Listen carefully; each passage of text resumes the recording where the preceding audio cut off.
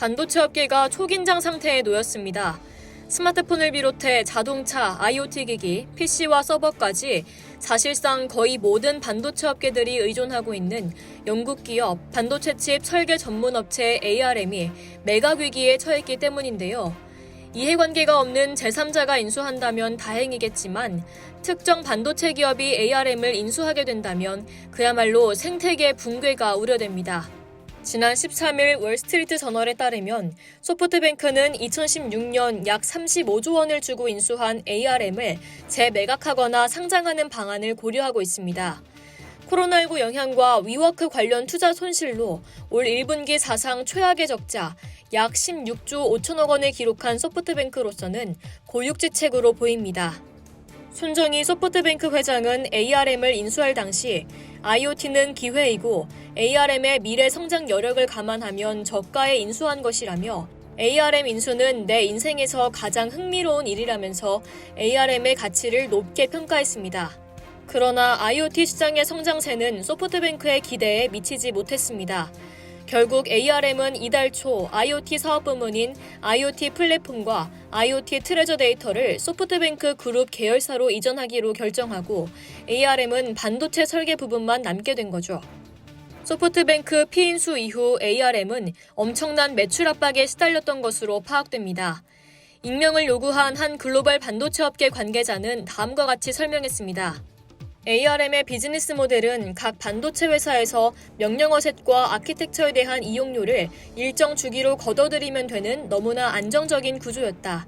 그러나 소프트뱅크 인수 이후 투자액에 대한 이익을 실현하려는 매출 압박에 시달리고 있다는 이야기가 ARM 외부로 심심찮게 흘러나왔다. ARM의 중국 사업 구조도 실적 문제를 낳는 원인 중 하나입니다. 2017년만 해도 ARM 전체 매출 중 중국 시장의 비중이 20%에 달했고 중국에서 생산된 반도체 중 95% 이상이 ARM 아키텍처를 이용했는데요. 그러나 2018년 소프트뱅크는 중국 사업 지분 중 51%를 중국 정부에 넘기면서 문제가 생겼습니다. ARM이 중국 시장에서 매출을 거둬도 그 수익 중 절반 이상이 중국 정부로 돌아가는 구조가 만들어진 것으로 자연히 ARM의 실적은 악화될 수밖에 없습니다. 소프트뱅크가 ARM에서 빠져나오는 가장 이상적인 시나리오는 ARM과 이해관계가 없는 제3자, 다시 말해 비메모리 반도체, 특히 AP를 만들지 않는 기업이 ARM을 인수하는 겁니다. 그러나 코로나19로 현금 유동성 확보가 중요한 상황에서 선뜻 35조 원을 투자할 수 있는 기업은 찾기 힘들 겁니다.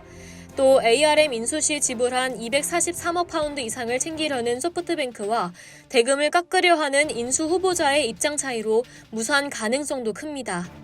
특정 반도체 기업이 ARM을 인수하고 ARM 아키텍처 독점을 선언할 경우 엄청난 후폭풍이 예상됩니다. 경쟁사를 견제하는 수단으로 ARM 라이선스 거부를 발동하거나 특허권 침해 소송을 벌이면 30년간 유지되었던 ARM 생태계는 자연히 모래성처럼 허물어질 우려가 있습니다. 결국 소프트뱅크는 ARM 매각으로 발을 빼고 싶어도 전체 매각이나 상장 모두 쉽지 않은 상황입니다. 어느 방안이든 ARM 생태계를 뒤흔들 수 있는 파급력을 지녔죠. 이런 제반 문제 때문에 소프트뱅크는 ARM 매각에 대해 긍정도 부정도 하지 않는 애매한 태도를 취할 뿐입니다. 이상 여의도투브였습니다.